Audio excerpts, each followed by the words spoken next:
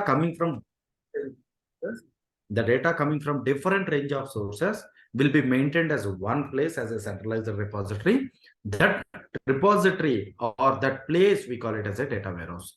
So what is cloud data warehouse? Actually, cloud is nothing but maintaining the resources at some other place. Like for example, you need a resources like router, switch, and also we have a CPU, RAM, ROM, storages and other things. Now, these all will be maintained on some other place via internet.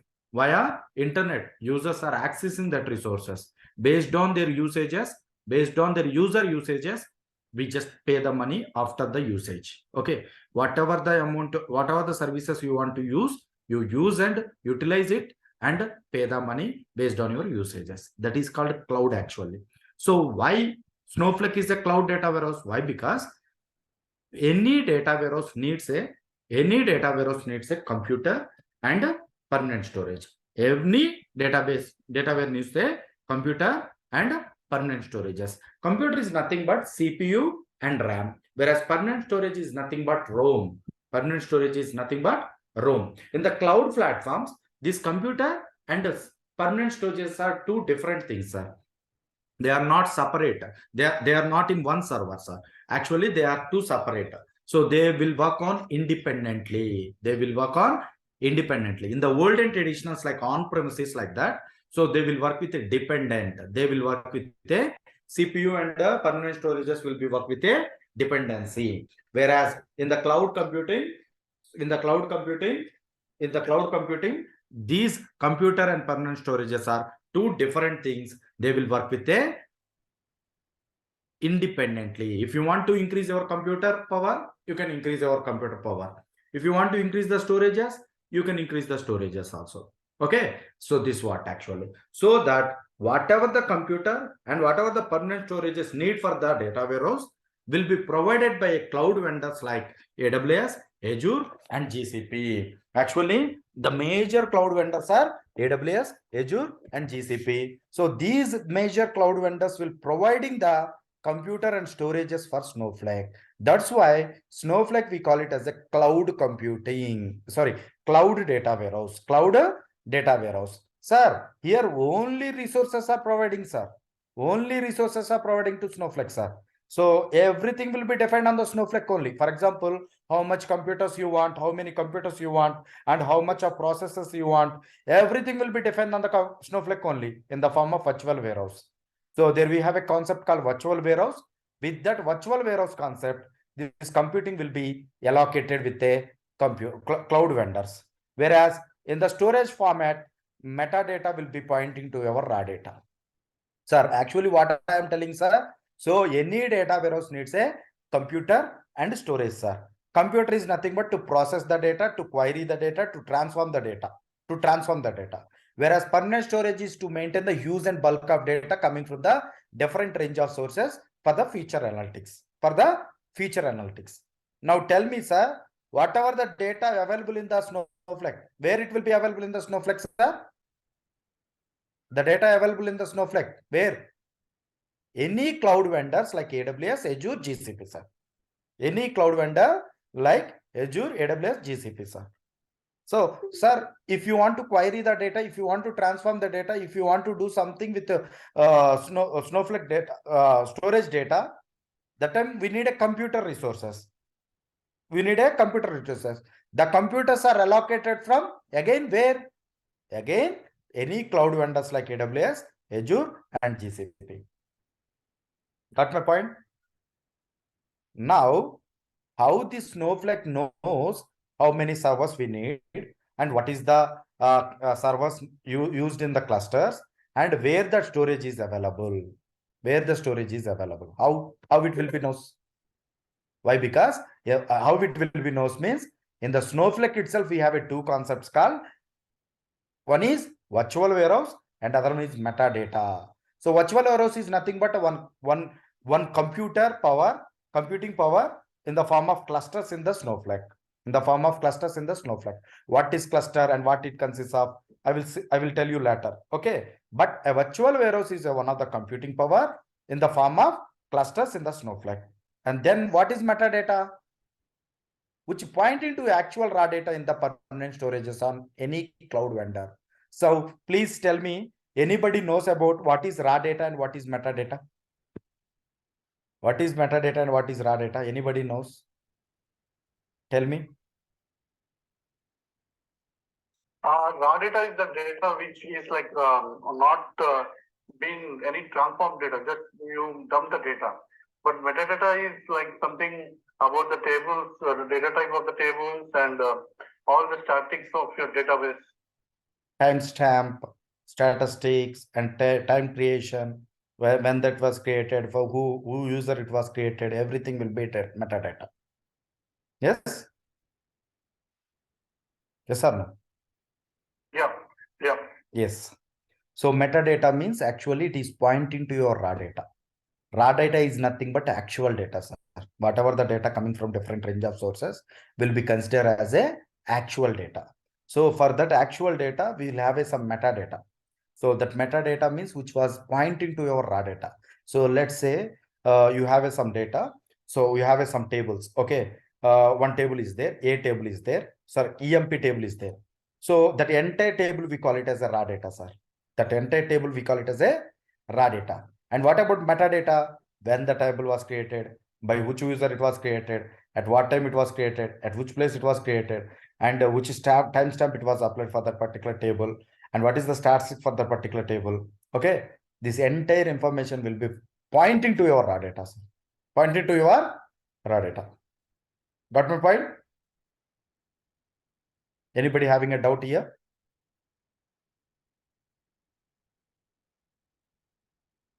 So don't ping me. Why? Because I can't open every time the chat. Please interact with me.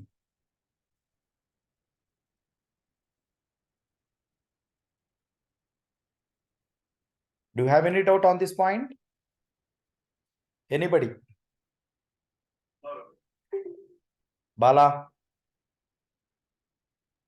No, sir. No, sir. And next, Sumant, Murthy, Roshan, Venkat Reddy, Mahabub, Mani.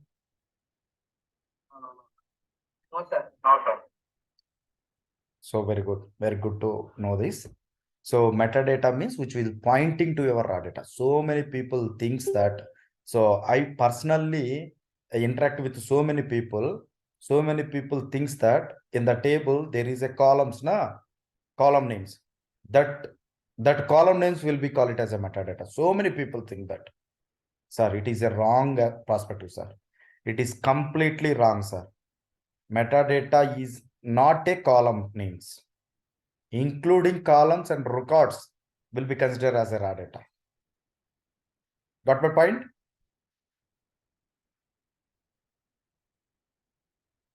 Yes or no? Yes. So please remember, sir. Yes, sir.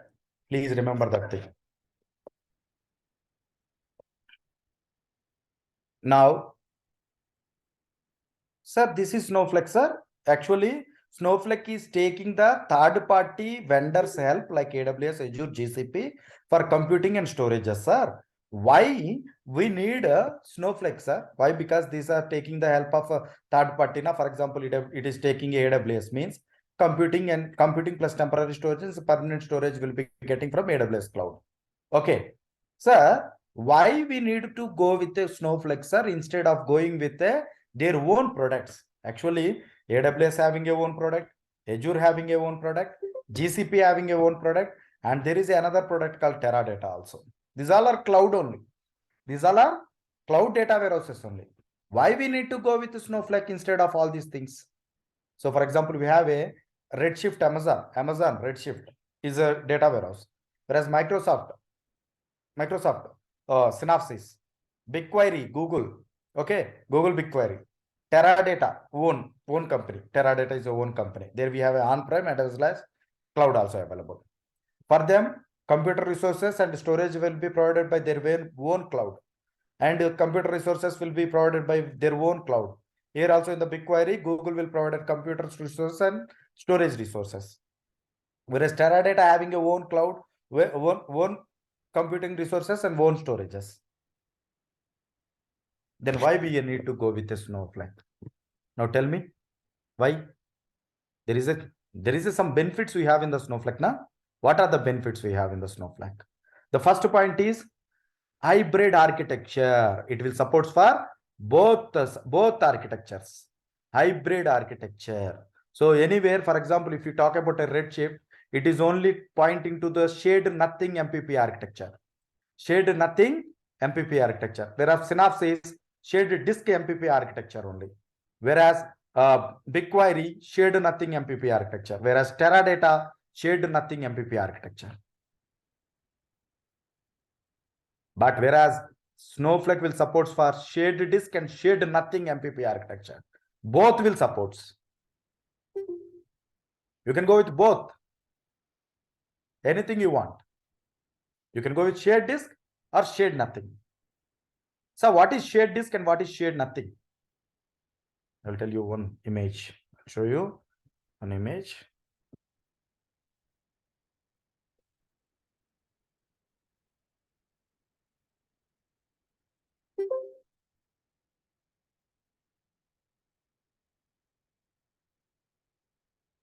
Sir, this is a shared disk, sir.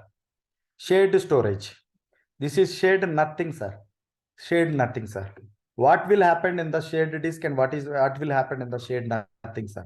So actually, in the big data concepts, maximum they are using a shared nothing architecture, sir. So whereas in the different architectures, we can use the shared storages also. But here in the differentiations, so only Synopsys is using shared disk and remaining all are shared nothing MPP architectures only. Okay. So what is the purpose we are going with shared disk and with shared nothing? So see here in the shared disk storage, for example, this is one computer, sir, DB storage, and this is another server, and this is another server, sir. This is another server. This entire node, sir, we can call it as a one server as a one node, sir. One node, one server as a one node. All these servers nodes will be connected to a one storage, shared storage. So like if you want to query the data, if you want to process the data, this server needs to search this storage only. This server needs to search this storage only. This server needs to search that storage only. This server needs to search this here only. Okay. And these nodes are communicated each other with the network. That is common. This is common. But storage is for common for all the servers. That is shared storage, sir. Shared storage. For example, here, if any queries are coming, for example, this server, this node will supports for 10 queries, and this server needs supports for 10 queries, and this server supports for 10 queries, and this also supports for 10 queries process. So unfortunately, you are getting 15 queries on DB1. So what will happen? The load will be split to DB2 and it will query the data. So from the shared disk. Okay. From the shared disk only. Why? Because you have access with the same set of storages, so that you can easily split your loads to the different nodes. Why? Because they are working with on one storage. You can easily search your data. This is one of the benefit here. Okay. And here the drawback is actually if this storage was blocked. So that time, no query, all the nodes will be ideal. All needs to be ideal. There is one of the drawback here. And here in the shared nothing disk, every node having a single storage, sir. Every node have a single storage. Every node having a single storage, sir. But these nodes are communicated with the networking, sir. So it's common only. But every node having a single individual storages.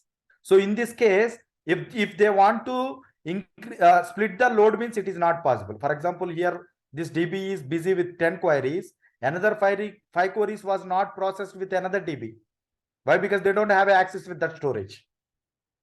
So that time, this DB only takes the burden everything. You need to take this DB only taking burden everything. This DB only process all the 15 queries. This is one of the drawback here. But here, if all we have a different storages, if this disk was fail also, nothing will happen. Up to this node only, we don't get any data. And remaining all will have a active and you will get the data, and you can process your queries on DB1, DB2, DB3, DB4 like that. So that is one of the benefit here. So based on your requirements, based on the company organization requirements, they can choose their own architecture, like shared disk or shared nothing disk. Clear? So what is MPP architecture, sir? What is MPP architecture? MPP means any full form? Do you know any full form of MPP?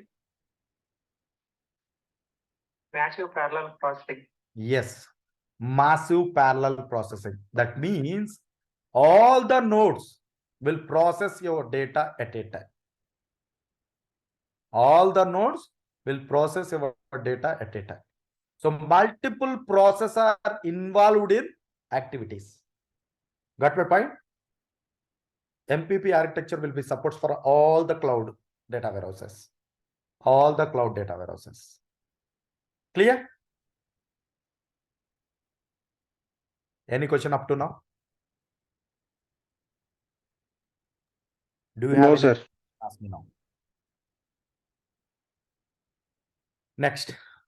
So why we are going with Snowflake means not only hybrid architecture, sir. It has a own features. It has a very, very good features we have. That's one of the best benefit here in the Snowflake. Hybrid architecture, shared disk and shared nothing MPP architecture. Okay. And storage and computing are separate. As I said, like these are two different individual nodes. If you want to increase the storage, you can increase the storage. If you want to increase the computer, you can increase the computing power. Got my point?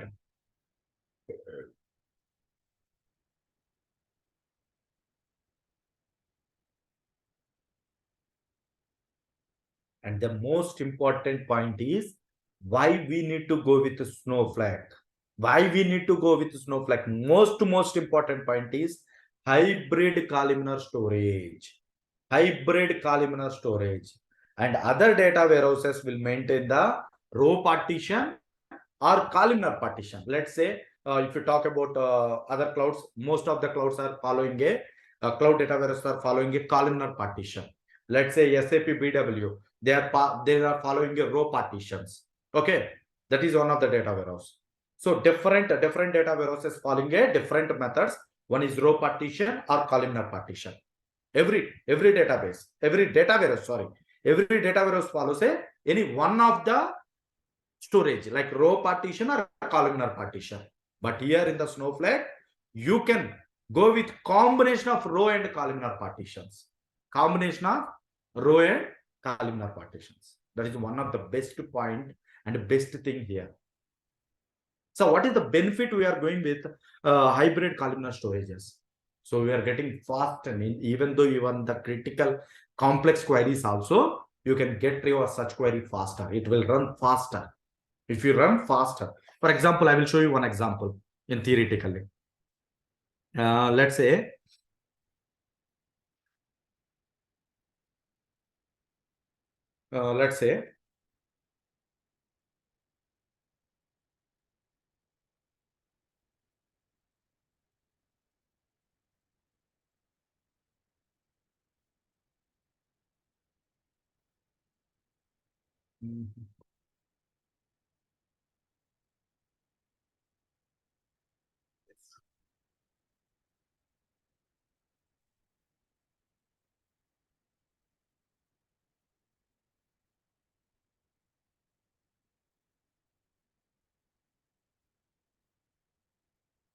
see here, for example, I have a table, sir, EMP table. So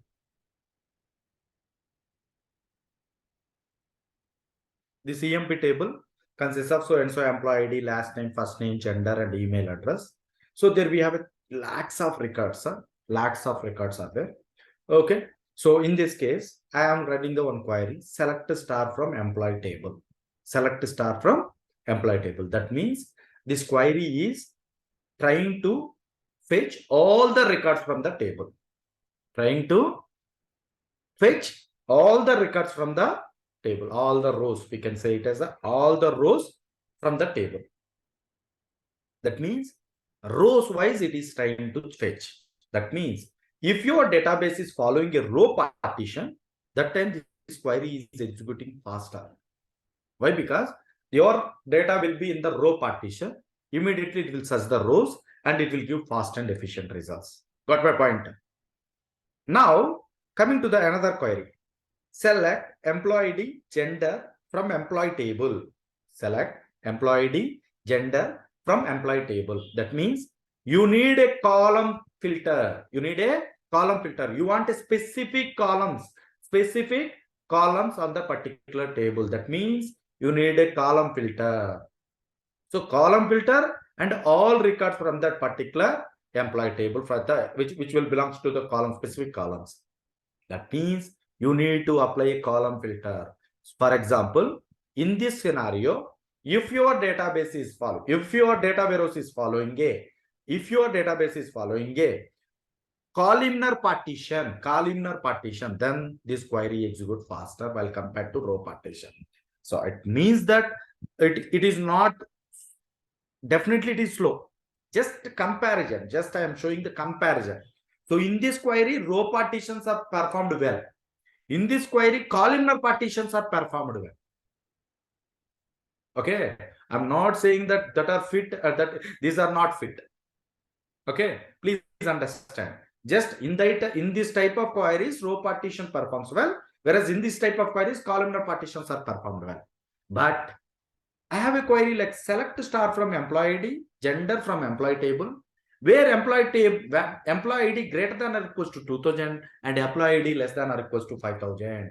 That means row filter is applied and column filter is applied. Both filters applied. And also this is a small critical query, just a condition based query. For this, both partitions needs to be involved, so that this is both partitions are slower performance. So because it have a both conditions are included, so that Snowflake will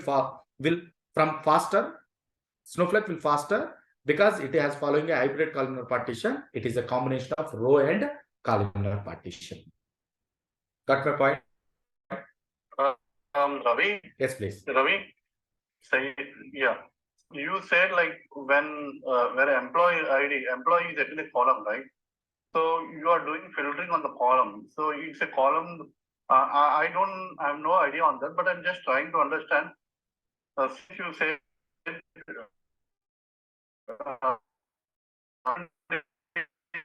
where employee ID is one of the column, right? So it's a column based partitioning, right? Yes, here that's what I said. It is employee ID, checking for employee ID and gender. This is column, but you are filtering the row records in between 2000 to 5000.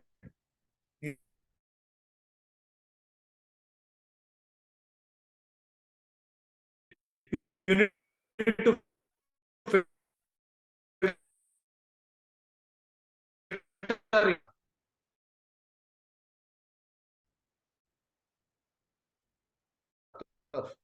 that 100 columns are there. Out of checking for only 3 columns only, na? That means column filter is also applying, na? Okay. So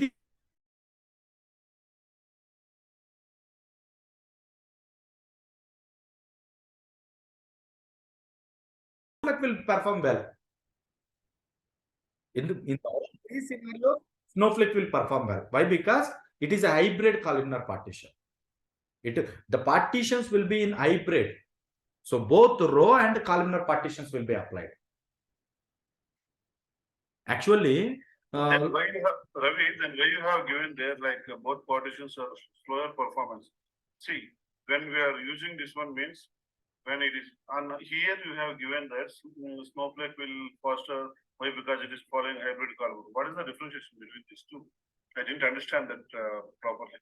let's say, for example, assume that SAP BW. Okay, SAP BW is a data warehouse.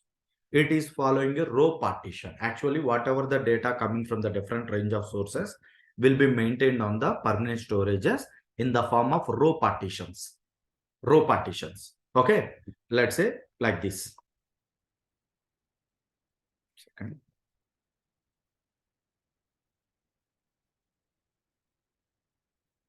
let's say like this, only row partitions.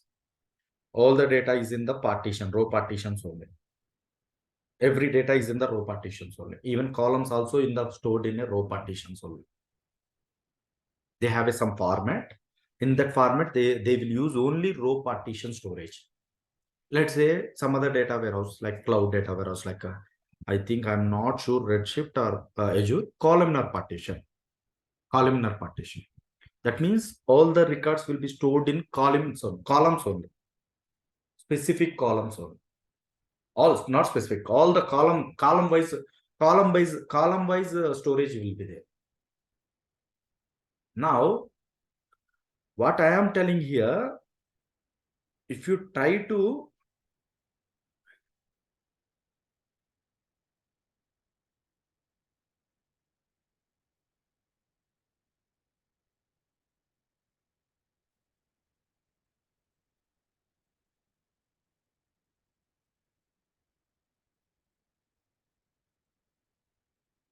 here in the scenario, so as I said, if you take a assume of SAP BW or other Redshift or whatever the BigQuery, whatever it may be, so they are using a only row partition or columnar partitions.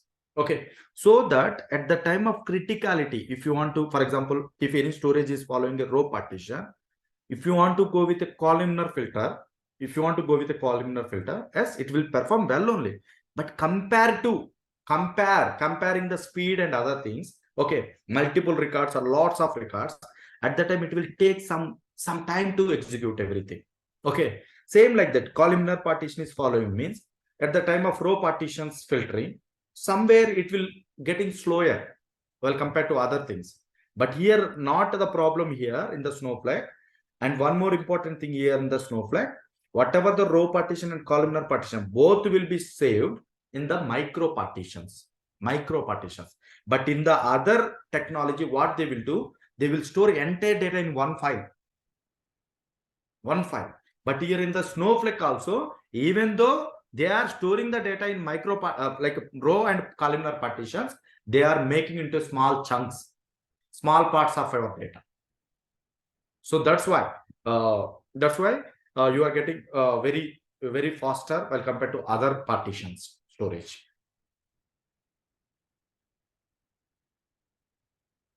I think for you only, I think one of the guy at demo asked you one question, Abhishek. I think, did you remember that thing? Actually, he asked what he asked means, sir, we are following a row partition, sir. So for maintaining the row partition data, only specific row partition data only, we are getting more storages. Our files are very, very bigger while compared to expectation. So why, sir, you are storing both row and columnar partitions means definitely your size will be more than what we are expecting, sir. So how you are maintaining? So actually storages will be cloud computers, we will get unlimited data. So forget about it. Okay, forget about it. But while searching your data, you are searching for big file means, so the searching will be slower. So that Snowflake will follows the micro partitions automatically. If any big file will be there, so it will be created into small parts of your file, small chunks of your file. So that in the small chunks itself, it will store row as well as columnar partitions. That's why Snowflake will follow best performance, give the best performance while compared to other storages. Got my point? Yeah, Ravi. Thank you. That is what actually, if it is a big file, it is a lakhs of records are there. So what will happen in the other data warehouses? So this big file will be stored with a row partition or columnar partition, whether it should be a this partition or this partition, anyone. But here in the Snowflake, what will do? Both will be created. And it is not along with just for understanding purpose, I am saying that 101 to 300 records. No. So this is some 500 MB file, and this is some 500 MB file. This is another 500 MB file, like that it will create.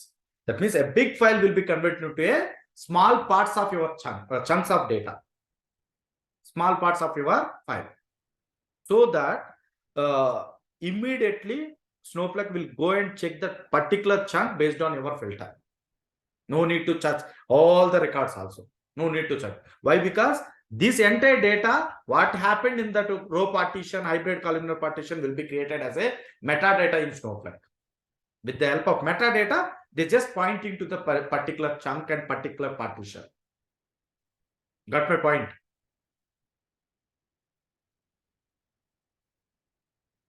Even though you have thousands of chunks of files also, immediately Snowflake will recognize it in the form of metadata. So see here how this big file will be converted into hybrid columnar storages. So let's say, for example, you have a 101 to 1000 records. For example, let's say one example, assume that 101 to 1000 records are there. So just what you will do, row partition 101 to 300. So what is the rows for your 101 to 300? All rows of records will be saved here. And what are the columns for that particular column? Column 1 per ID, column 1, columnar partition 1 for name, columnar partition 1 for salary, columnar partition 1 for gender, and columnar partition 1 for department number. Same, a row partition 2, 301 to 500. And for that row partition, what is the columnar partition for ID, name, salary, gender, and department number? And then RP3, row partition 3, 501 to some 800. Row partition 3, 501 to 800. So what is the columnar partition 3 for ID, columnar partition for 3 for name, salary, gender, and department number. And then row partition 4, 801 to 1000. And what is the columnar partition 4 for ID, name, salary, gender, and department number. Like that, it will create a partitions. So how this Snowflake will identify that which partition consists of which data? So with the help of metadata, that will be registered on metadata only. So Snowflake itself only. Metadata is in the Snowflake only. But these storages, hybrid columnar storages are any cloud vendors. So which will point into your cloud vendors to further searching of your data based on your query. Got my point?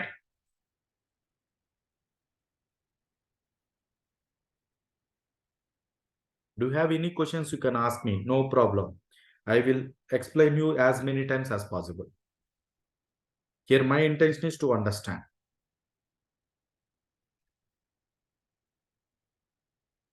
Don't feel that just now we asked the question. So what Ravi will feels. Don't worry about it. You are paying the money. Even I don't know also, I will learn and teach you. Why? Because we are not a superpowers. We are also human beings. I am also a human being. I can't remember everything. Okay. So please please be friendly and please ask your questions. And so that I can understand whether you are understanding or not. And I am happily go with another topic. If you understand means.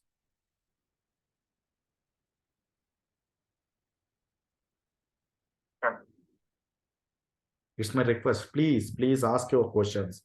Otherwise, please interact with me. Yes or no. That will be helpful. That will be helpful for me, actually. For you, I don't know. Till now it is understandable, sir. Till now it is no problem. Okay, good to hear that. Next, actually, what I am telling you, this is the Snowflake. So for this Snowflake, for example, if you choose a AWS, if you choose a AWS cloud vendor, EC2 is in the form of computer, sir. EC2 is the service. So EC2 is in the form of computer, sir. That will be defined on the Snowflake in the form of virtual warehouse. See, virtual warehouse. So if you define the virtual warehouse, so Snowflake will get the computer with the help of EC2 service. Clear? Now, whatever the AWS consists of S3 service, it is a storage service. So whatever the row partition and columnar partitions, everything will be stored in the S3 only. S3 storage, call it as a raw data, sir. And then in the Snowflake itself, we have a metadata, sir. So that will be created based on the raw data partitions. So see here, row partition 1, columnar partition 1 for ID, columnar 1 for name, salary, gender, and department number. Row partition 2, columnar partition 2 for ID, name, salary, gender, and department number. Row partition 3, columnar partition for 3 for ID, name, salary, gender, and department number. So for this, immediately see here S3.1, row partition 1, 101 to 300. CP1, ID, CP2, CP1, ID, name, salary, gender, like metadata will be created here. Just for understanding purpose, I am writing this one, sir. So how this was created and everything will be we will see how it will be there. Exactly what I am telling, it is not like that, but there automatically metadata will be created by Snowflake. Okay, it is automatic, sir. Actually, as I said, like small parts of chunks I said, na, that is also automatic. Micro partitions will be happening automatically. That's one of the best thing here. No need to go manually. Snowflake will automatically do your micro partitions. So while searching your query here in the Snowflake in the form of computer, so metadata will pointing to your S3 storages in the cloud vendor and search the data from the Snowflake and query the data from the Snowflake. Clear? That's what happened.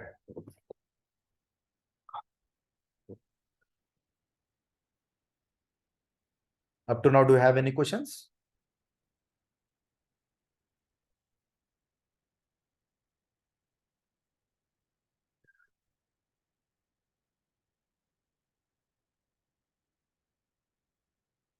Next, micro partitions automatically. I already told you now. Next, auto optimizers, sir. It has inbuilt auto optimizers. What is optimizer, sir? Anybody knows? What is optimizers? Let's say, for example, if you write a query, okay, but for one condition. For example, A written a one query and B written a one query. Both queries are for getting one result. Same logic and same things. Okay. The answer node should be 1, 2, 3, 4. Okay. A query is giving 1, 2, 3, 4 result only. Whereas B query is also giving 1, 2, 3, 4 results only. But A is taking 1 hour time to execute, but B is taking only 30 minutes to execute the query. Now tell me, which query you pick?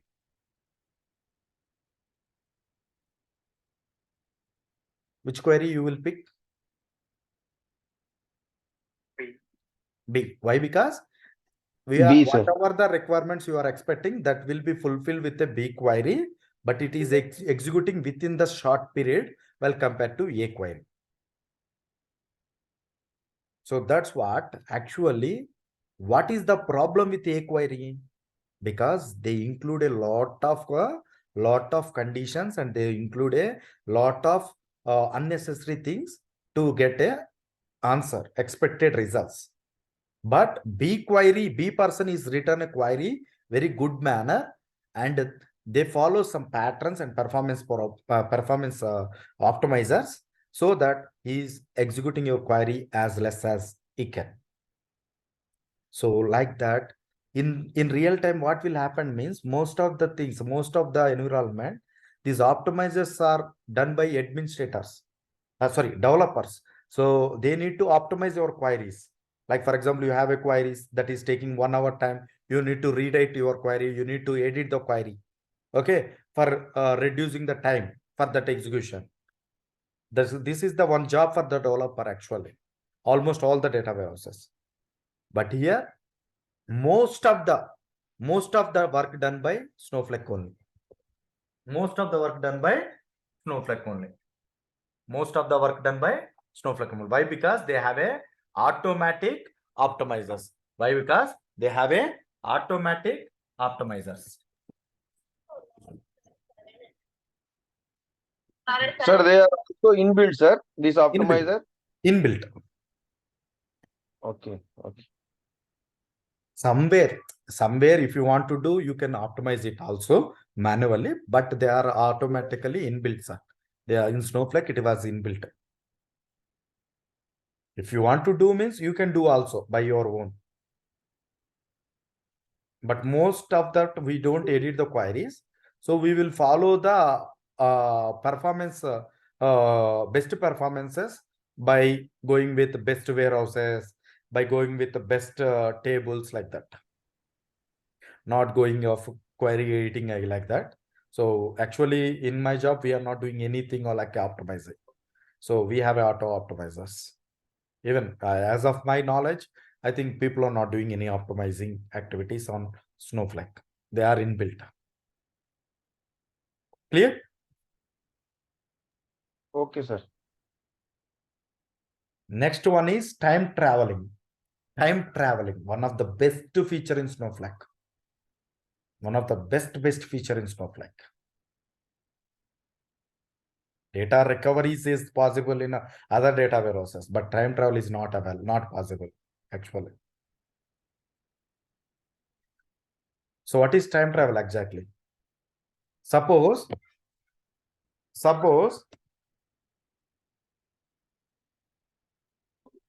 Mahbub, I think you are this is the first class for you.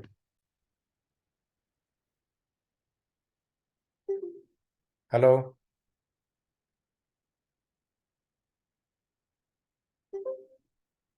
Mahbub, is the first class for you?